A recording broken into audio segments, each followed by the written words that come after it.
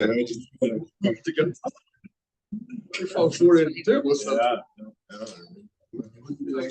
hear us? I can hear you clearly, and we will be opening up to the shareholders and guests now. Let me off mute, everybody. Mute.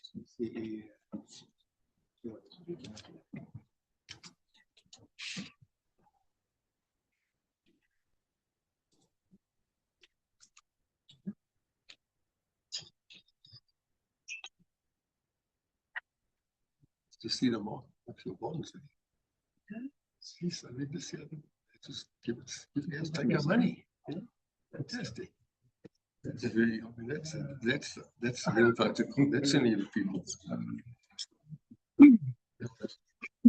Their money. Good morning, ladies and gentlemen. My name is Ridwan Khasant, Independent Non-Executive Chairman of the Board of Directors of Growthpoint Properties Limited. It's me great to welcome everybody present to this 37th Annual General Meeting of Growthpoint shareholders. This meeting will be conducted by electronic participation in terms of the provisions of the Companies Act 71 of 2008 as amended, and the company's Memorandum of Incorporation, the MOI. There are a few pointers on how to navigate the Zoom meeting platform. Shareholders who would like to pose questions, please click on the Q&A icon on the bottom of your screen, followed by your question, and press enter or send.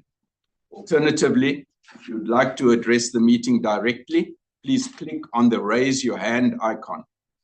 Once the chairman has identified you, your microphone will be unmuted and you will be able to address the meeting. All questions and comments will be addressed after all the resolutions have been put to the meeting. Results of the poll will be announced before the close of the formal business of the meeting. Please note that the meeting proceedings are being recorded. In terms of the company's MOI, a quorum for an annual general meeting is at least 3 shareholders entitled to attend and vote, present in person or represented either by proxy or letter of representation, holding in aggregate at least 25% of the voting rights. This minimum quorum must be maintained for any matters in the notice to be proposed and dealt with. Such quorum is sufficient for the passing of a special resolution in terms of the Companies Act, provided that a majority of at least 75% of the total number of votes represented at the meeting must vote in favor of the special resolution for it to pass. Notice of the meeting has been given in the prescribed manner, and a quorum exceeding the minimum requirements is present. On that basis, I declare this annual general meeting duly constituted. The notice of the meeting has been distributed to members. It contains the supporting information, including the summarized audited annual financial statements for the year ended 30 June 2025. I propose that the notice of this annual general meeting and the supplementary information in the notice be taken as read. Is that agreed? Thank you. Questions on any matters pertaining to the notice of this meeting will be taken and dealt with by management or members of the board as appropriate after all the resolutions have been put to the meeting. In terms of the company's MOI, I propose that the voting on all resolutions be conducted by way of a poll. An important point to be made is that this is a shareholders' meeting. Therefore, I remind attendees that only registered holders of Growthpoint shares as at the record date for this meeting or their duly appointed representatives or proxies are entitled to participate in this process. The record date for this meeting was Friday, 14 November 2025. At the end of the meeting, once we have dealt with every item in the notice, I shall request that you record your votes on all of the proposed resolutions. Please note that only shareholders who are in possession of a valid proxy, which has been filed in accordance with the notice of meeting, or shareholders who are reflected on the share register or who are in possession of a written letter of representation are entitled to speak and vote at this meeting. Any person not so entitled may pose questions after the conclusion of the meeting. To cast your vote electronically, please note the following. All shareholders or their representatives who have requested to vote would have received a link to the voting platform to either their mobile number or email address. Please click on the Vote Now link and it will direct you to the voting platform. You will notice that the voting platform contains all the resolutions which have been published in the notice of meeting, with your votes automatically defaulted to abstain.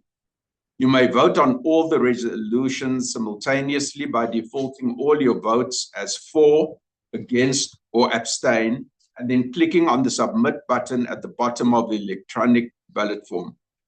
You may also indicate your votes individually per resolution by selecting the relevant option, for, against, or abstain, on a resolution by resolution basis. Once you have voted on all the resolutions, scroll down to the bottom of the page and click Submit. A message will pop up on your screen confirming that your votes have been received. Please note, once you click Submit, your votes cannot be retracted and re-voted. As such, please ensure that you have selected the correct option on a resolution, for, against, or abstain. I propose that the transfer secretaries, the meeting specialists or TMS be appointed as voting scrutineers. Is this agreed? Thank you. Are there any questions regarding the process? No, we shall now proceed to the business of the meeting.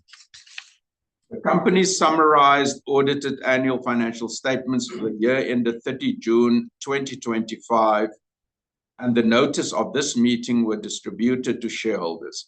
Amongst other matters, the integrated report contains information on governance, sustainability, and social responsibility. Copies of the comprehensive group annual financial statements are available at this meeting. They have also been made available on the company's website since the end of September. May I take the summarized audited 2025 group annual statements in the report as read? I propose that the group annual financial statements for the 12 months ended 30 June 2025 as presented and approved by the board be accepted. Great, thank you. The chairman of the audit committee, Mr. Milt Hamman, is present to answer questions, if any, on the audit committee's activities during the past financial year. We will now proceed to display the resolutions one by one. Please be reminded that any questions or comments will be addressed after all the resolutions have been presented. We'll start with ordinary resolutions. Each of the following ordinary resolutions requires the support of at least 50% plus one vote of the votes exercised in order to be adopted. Ordinary resolutions 1.4.1, 1.4.2, and 1.7 require the support of at least 75% of the votes held by shareholders present or represented by proxy at the meeting. Ordinary resolution 1.1, re-election of retiring non-executive directors. The MOI of the company requires 1/3 or the number closest to 1/3 of the non-executive directors to retire by rotation at an AGM. Directors retiring in this manner and any standing for election pursuant to the appointment by the board to fill a casual vacancy remain eligible and may hold themselves for election or re-election. The resolution is to re-elect by individual resolutions the following non-executive directors who are to retire at the meeting but being eligible offer themselves for re-election. 1.1.1, Mr. F.M. Barkley as independent non-executive director. 1.1.2, Mrs. E.A. Wilton as independent non-executive director. The Governance and Nomination Committee, with the support of the board, recommends the re-election of both Mr. Barkley and Mrs. Wilton. The brief CVs appear on page 18 of the IAR. Will somebody propose that Mr. F.M. Barkley be re-elected as a director? Thank you. Will someone please second the proposal? Thank you. Will someone propose that Mrs. E.A. Wilton be re-elected as a director? Thank you. Will someone please second the proposal? Thank you. Resolution 1.2, election of audit committee members. In terms of the Companies Act, shareholders at the annual general meeting each year are required to elect an audit committee for the period until the company's next annual general meeting, save for the board's filling of any vacancy that may arise on the committee within 40 days of any vacancy arising. The audit committee and its members have access to adequate resources, including the presence of internal and external auditors and experienced members of management, all of whom attend audit committee meetings. The board recommends the re-election of the audit committee members on an individual basis, considering their qualifications and suitability for their roles as such. Will someone please propose that Mr. M. Haman be re-elected as a member and chairman of the audit committee? Thank you. Will someone please second the proposal? Thank you. Will someone propose that Mr. F.M. Barkley be re-elected as a member of the audit committee, subject to the passing of resolution 1.1.1? Will someone please second the proposal? Yeah. Will someone propose that Mr. A.H. Sanko be re-elected as a member of the audit committee? Will someone please second the proposal? Thank you. Resolution 1.3, reappointment of external auditor. In terms of the Companies Act, shareholders at the annual general meeting each year are required to appoint or reappoint an external auditor. Growthpoint's audit committee, with the board's support, recommends the reappointment of EY as the external auditor to the company and Mrs. R. Kalane as the engagement partner at this meeting for the period ending at the annual general meeting to be held in 2026.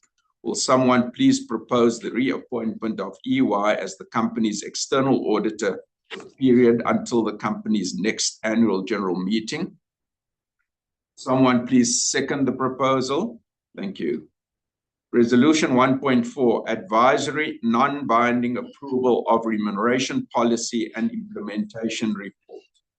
Resolution 1.4.1, approval of remuneration policy. This is an ordinary resolution requiring 75%.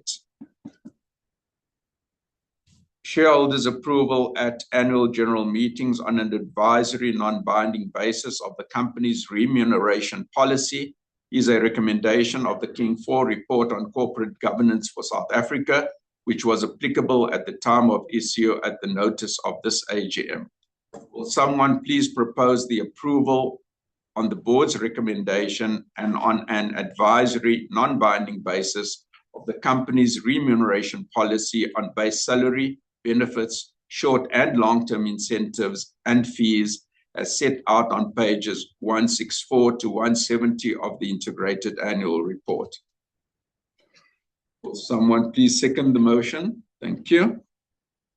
Resolution 1.4.2, implementation of remuneration policy requiring 75% approval.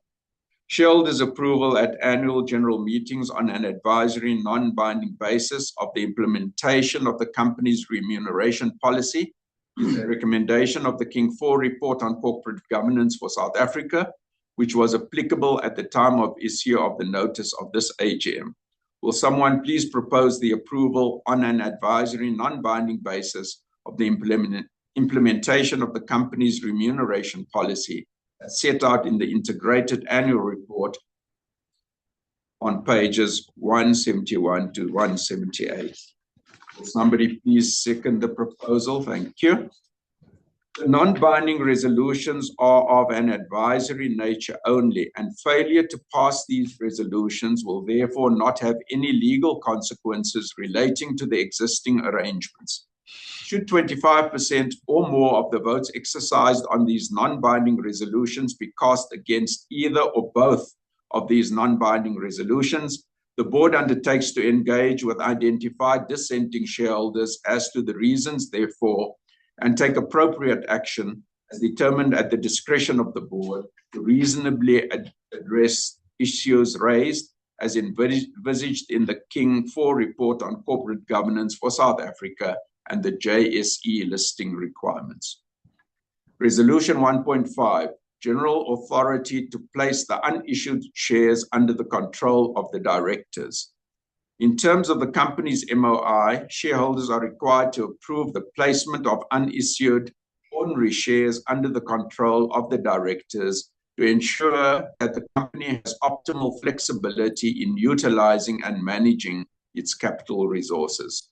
The authority will be subject to the Companies Act, the listings requirements, and the restrictions imposed by the company's MOI. In line with best practice, the directors have elected to seek renewal of the company's authority to issue ordinary unissued shares. Also, an issue of ordinary shares may not exceed 5% of the total number of shares in issue as at the date of the notice of this meeting. Will someone please propose the ordinary resolution as contained in item 1.5 of the notice of the meeting? Will someone please second the proposal? Thank you. Resolution 1.6, specific authority to issue ordinary shares in terms of distribution reinvestment alternatives, the DRIP, if and when afforded to shareholders. Will someone please propose the ordinary resolution per item 1.6 of the notice of the meeting? Will someone please second the proposal? Thank you. Resolution 1.7, general but restricted authority to issue shares for cash. I would like to point out that this authority requires at least 75% of the votes held by shareholders present or represented to be cast in favor of this resolution for it to be carried. This authority will be limited to an issue in any one financial year of not more than 5% of the ordinary shares in issue at the date of the notice of this meeting and will expire at the next AGM if not renewed then. Will someone please propose the ordinary resolution as set out in item 1.7 of the notice of the meeting? Will someone please second the proposal? Thank you. Resolution 1.8, election of Social, Ethics and Transformation Committee members. To elect on the board's recommendation and by individual resolutions the following independent non-executive directors as members of the said committee, as provided for in Section 72 of the Companies Act as amended by Section 13E of the Companies Amendment Act, to hold office until the next AGM, to perform the duties and responsibilities stipulated in Section 72(4) of the Companies Act and King 4, and to perform such duties and responsibilities as may be delegated by the board for the company and all its South African subsidiaries. The said committee and its members have access to adequate resources and experienced members of management, all of whom attend said committee meetings. Will someone please propose that Mr. A.H. Sanku be re-elected as a member and chairman of the said committee? Will someone please second the proposal? Will someone propose that Mr. C.D. Raveri be elected as a member of the said committee? Will someone please second the proposal? Will someone propose that Mrs. E.A. Wilton be re-elected as a member of the said committee, subject to the passing of Resolution 1.1.2? Will someone please second the proposal? Thank you. Resolution 1.9, to receive and accept the report of the said committee. To receive and accept the report of the said committee for FY 2025 as contained on page 12 and 13 of the ESG report. May we take this report as read? Thank you. Will someone propose the acceptance of the said committee's 2025 report to shareholders? Will someone please second the proposal? Thank you. Special resolutions. We will now deal with the special resolutions in the notice. Resolution 2.1, non-executive directors' remuneration. Section 66(9) of the Companies Act requires shareholders at the annual general meeting each year to approve non-executive directors' fees by special resolution.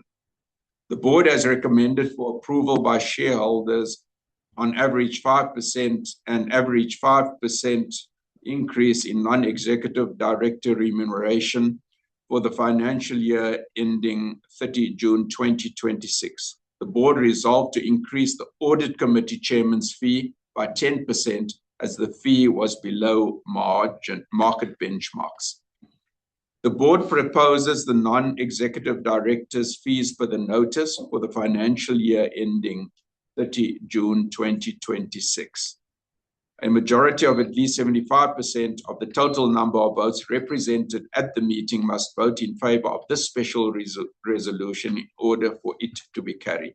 However, this special resolution need not be filed with the company's Intellectual and Property Commission, the CIPC.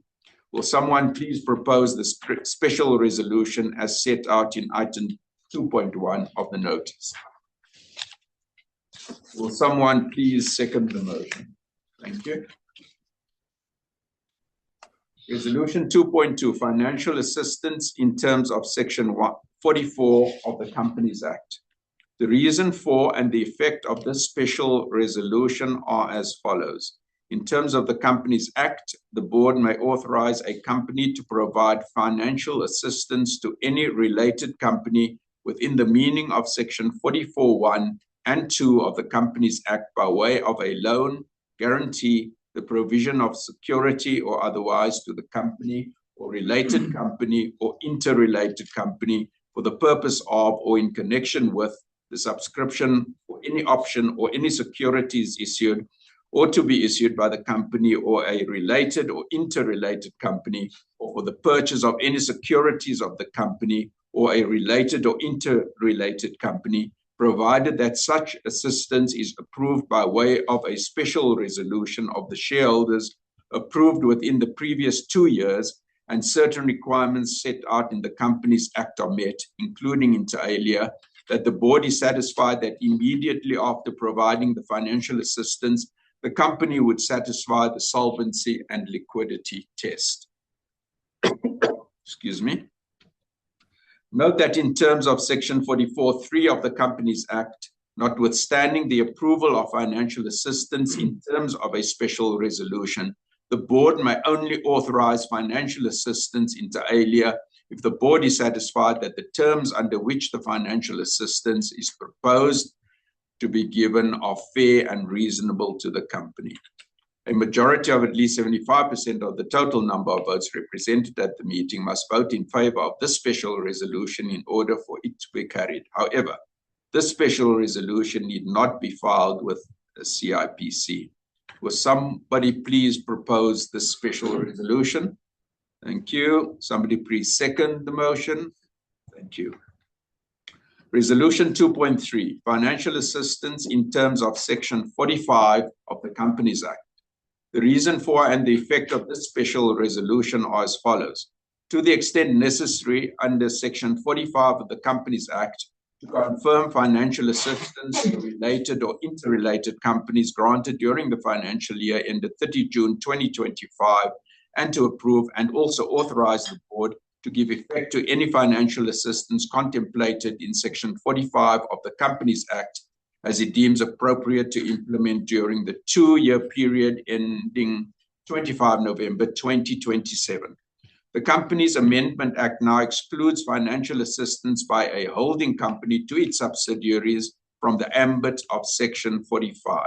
This exemption does not apply to financial assistance given to foreign subsidiaries. Note that although the form and purpose of financial assistance are not limited by the Companies Act under section 45, in contrast to section 44 in terms of section 45(3), notwithstanding the approval in terms of a special resolution, The board may only authorize financial assistance inter alia if the board is satisfied that the terms under which the financial assistance is proposed to be given are fair and reasonable to the company. Details of in-force company loans appear in Annexure 5 on page 67 of the AGM notice. A majority of at least 75% of the total number of votes represented at the meeting must vote in favor of this special resolution in order for it to be carried. However, this special resolution need not be filed with the CIPC. Will somebody please propose this special resolution? Someone please second the motion. Thank you. Resolution 2.4, general authority for the repurchase of the company's ordinary shares. The reason for and the effect of this special resolution are to grant the company or any of its subsidiaries by way of a general approval to buy back ordinary shares issued by the company as and when suitable opportunities do arise. The resolution proposed in the notice provides for a repurchase of up to a maximum of 10% of the company's issued shares. A majority of at least 75% of the total number of votes represented at the meeting must vote in favor of this special resolution in order for it to be carried. However, this special resolution need not be filed with CIPC. Will somebody please propose the special resolution? Somebody please second it. Thank you. Ladies and gentlemen, we shall now respond to all questions from shareholders in relation to the ordinary and special resolutions contained in the notice. If you have any questions pertaining to a particular question, please pose your question by clicking on the Q&A icon to ask questions or the raise your hand icon if you'd like to address the meeting. Questions will be answered by a member of the board or senior management who may be best suited to answer your questions. Chair, we have 5 questions in the Q&A. 3 are from Mhluli Mkube from ESG Insights, who is participating on behalf of various pension fund shareholders. And his first question relates to female representation at leadership levels. Although the workforce is 54% women, board representation sits at 20% and senior leadership is not fully reflective of the gender balance.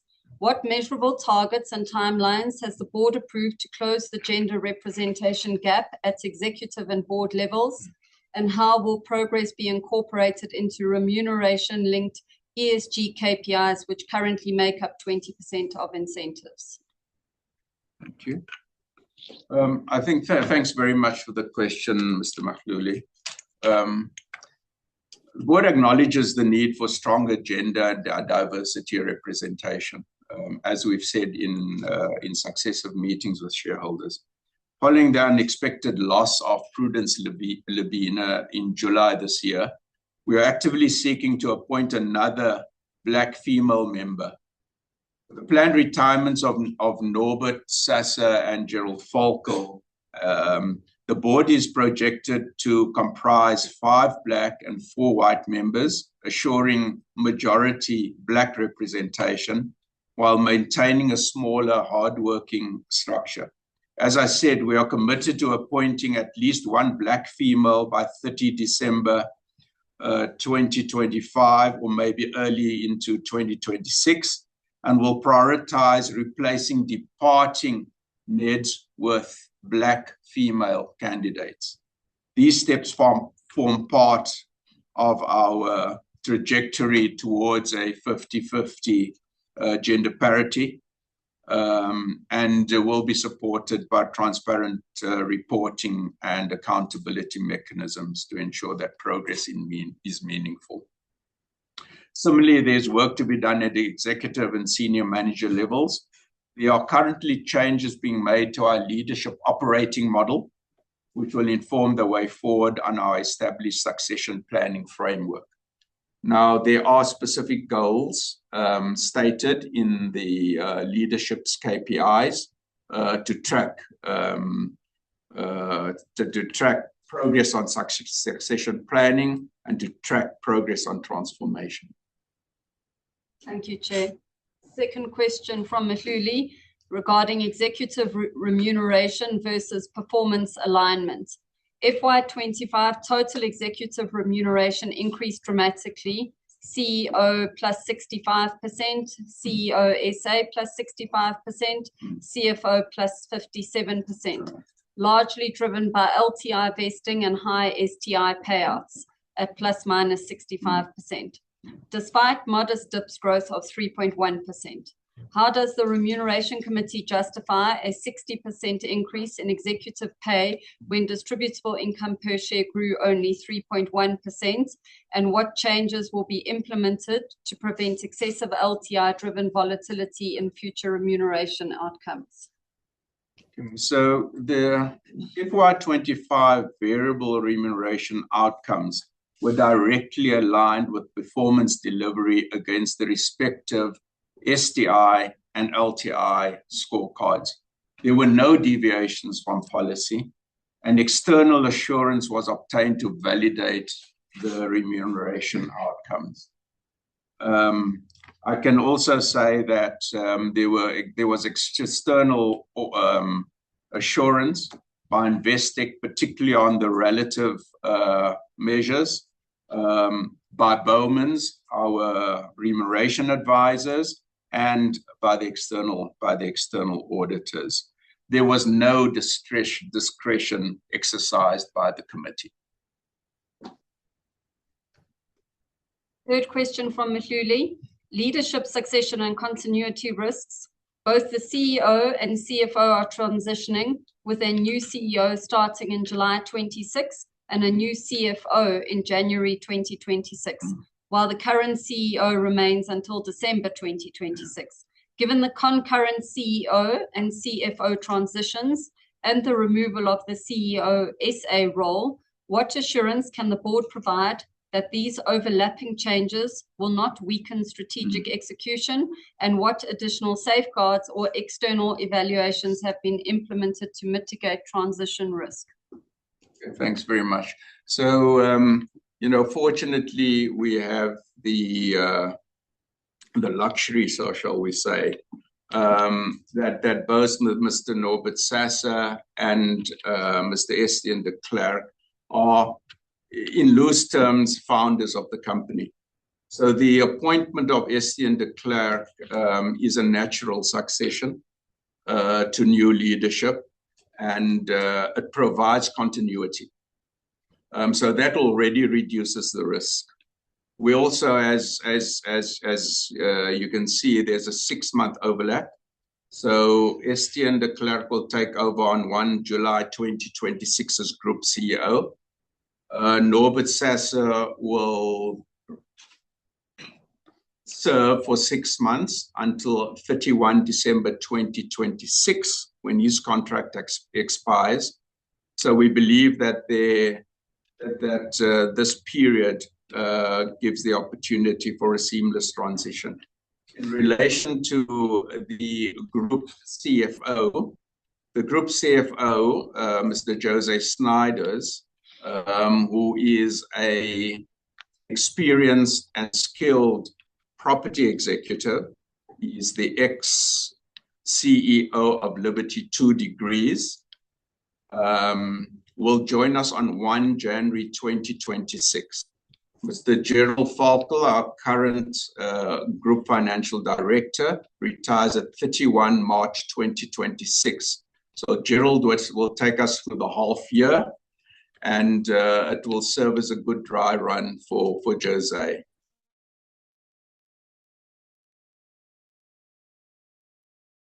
I have this financial team, so we are very confident that this transition will be seamless and effective.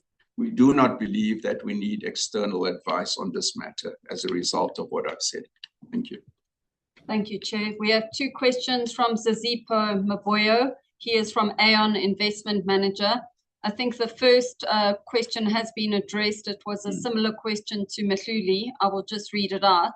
Given that the board currently includes only 1 female director, what is the expected timing for improving gender representation to meet Growthpoint's stated target of achieving at least 25% women on the board?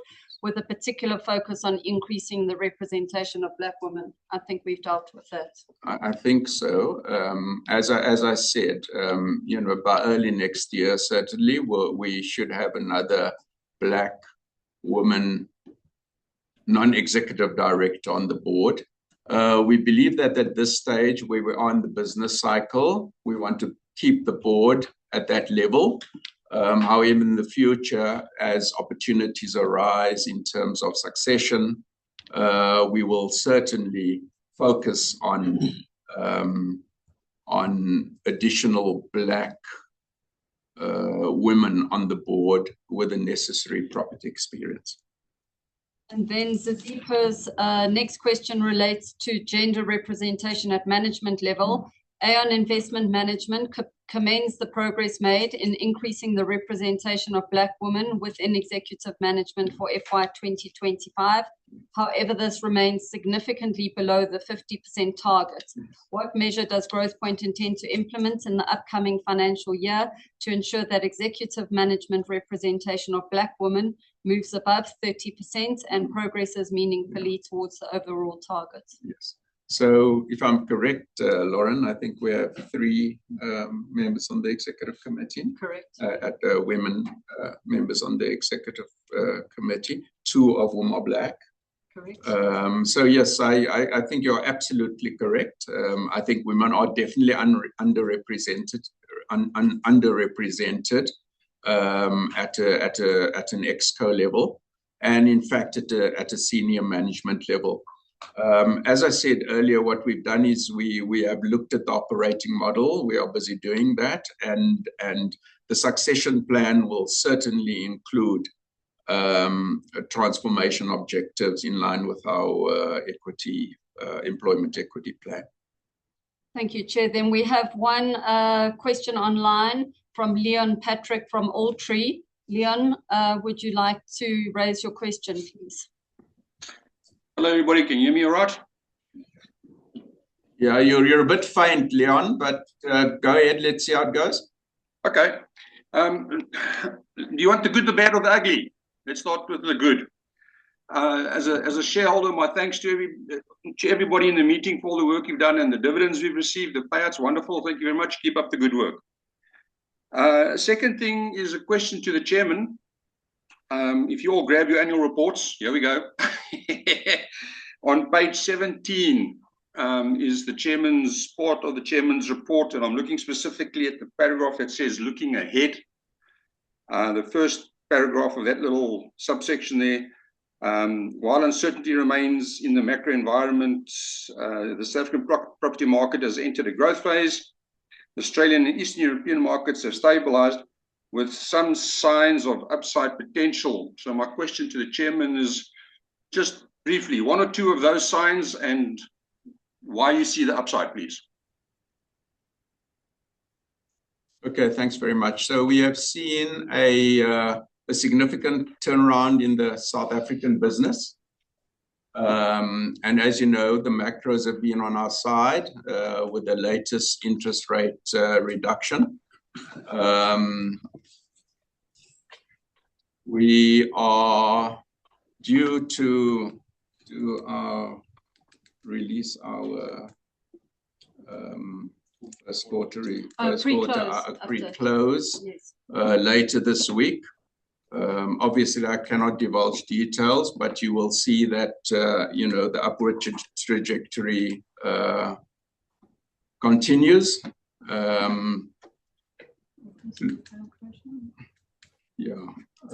Of course, we've increased the payout ratio to 87.5%, and that you will see in our in improved dividend yields. Insofar as Australia is concerned, they have had issues with inflation. We see signs of that abating, and we expect interest rates to reduce there as well in the next number of quarters. So we are, call it cautiously optimistic. We've had so many black swans in the recent past, so that's why we remain cautious.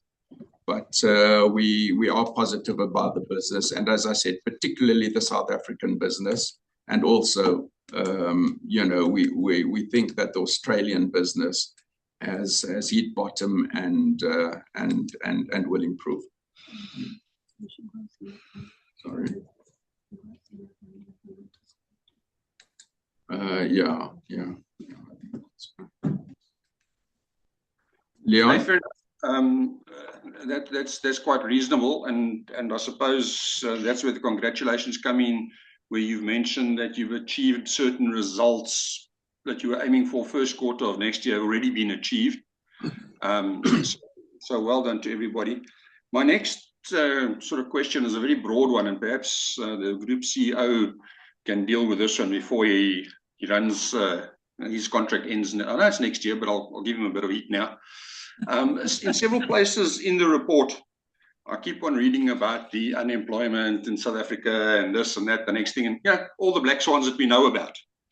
Other than publishing it in the report, what else has the company done to express its dissatisfaction or its concern, or have you addressed correspondence to the government, or are you just hoping to quietly sit quiet and let it just fade into the sunset? Thanks, Leon. Yeah, so look, I think we certainly don't just sit quietly and let things fade into the sunset. I think as a group, we're very active on a number of industry forums, B4SA and a number of others, and through again senior management representation on industry bodies such as SAPOA and the South African REIT Association.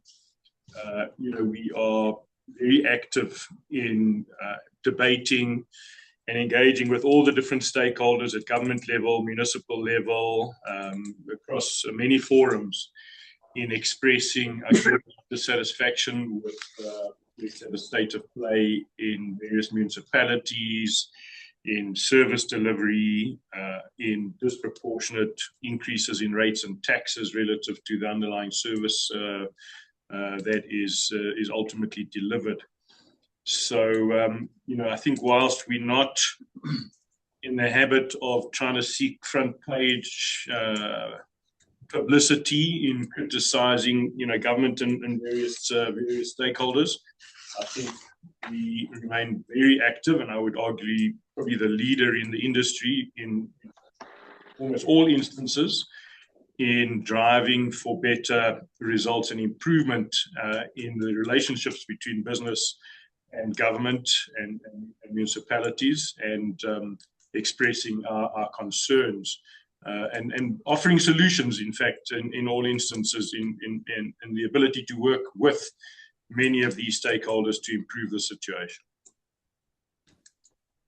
Okay, fair enough. Thank you. That's fine. That's perfectly fine. As I say, I just don't want to see an apathetic approach to it where we just accept whatever gets thrown at us and it gets parked one side. Second last question, and anybody can deal with this one because it's if it's appropriate. There's been some news recently in the media and other places, electronic media and that, about Growthpoint's involvements with the Cape Winelands Airport in just outside of Cape Town. Just a little explanation and some insight into that, please.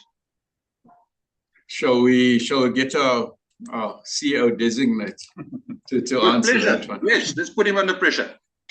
Yeah. No pressure at all. So we've secured a transaction with the Cape Winelands Airport operating business, where Growthpoint will be the asset manager, property manager, and developer of predominantly most of the commercial operations of that precinct. And the actual airport, we will have a development oversight of the development of the airport terminal and the runway. That project is still subject to certain approvals that's required, but we reasonably optimistic that it's a development that will proceed in the future, and we're actually very excited about the prospects that development and the infrastructure that it provides to Cape Town will deliver. And there's, call it a natural strategic intent in that, you know, if we can increase the volume of tourism into Cape Town, it will benefit our very large investment in the V&A. So those are some of the aspects that we thought it, you know, reasonable to invest and to be involved with that development. Okay, fantastic. Just from a small technical point of view, should you become involved in the operational side, the air side of the airport, the runways and infrastructure around that, what in the industry is known as the maneuvering area, please make sure that they have parallel taxiways. Okay, you do not want an aircraft taxiing off an active runway using a rapid exit taxiway at 60 knots head on to another airplane taxiing in the opposite direction on the taxiway, because you only got one taxiway. Make sure there's 2 taxiways. Okay, I'm talking from 28 years of experience, 2 taxiways. Right. Thank you for that advice. We've got in the obviously the airport's operating company has very experienced executives that are very familiar and have been in the air business for many years. So we're confident that they'll ensure safety and the best standards to really make this a world-class facility. But that won't be our direct responsibility. No, it's not our direct responsibility. So we overseeing the development, but the actual the operations of the airport is actually managed by the operating company. Yeah, and the CAA and all of these guys were involved at La Mercy, King Shaka, and within 3 weeks they found that there was a problem. They have only one taxiway. So they're very one. AXA, I've had my run-ins with them many times. Last question then for Mr. Haman. I believe the annual report is his pet hate, project. So I've identified a few things for Mr. Haman. Thank you. That's all for now. Thank you very much.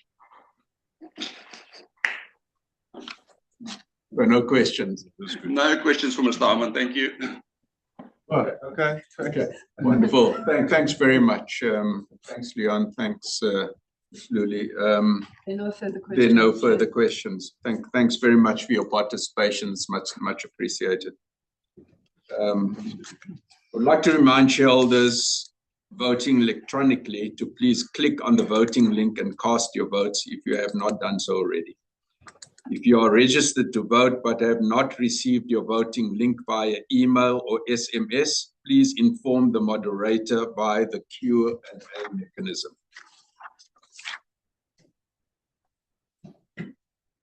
So I think people are able to vote.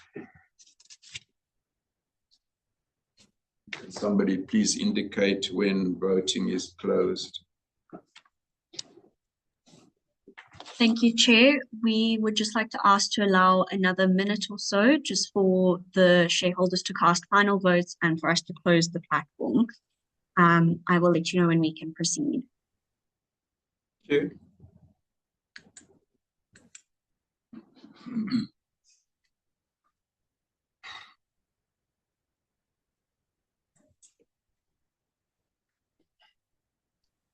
Okay, voting is closed. We can proceed to results. Thank you very much. I'll proceed to displaying the results for each resolution which has been tabled at the meeting.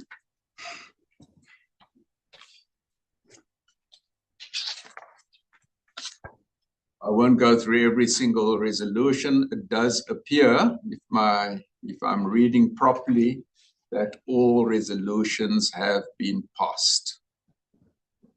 Is that correct, Mr. Company Secretary? Correct, Chair. Okay, thank you, Johan. The results of the AGM will be announced on SENS as soon as possible to ensure disclosure to all shareholders. So, since there's no further business to be dealt with at this meeting, I declare it closed, and thank you for your attendance.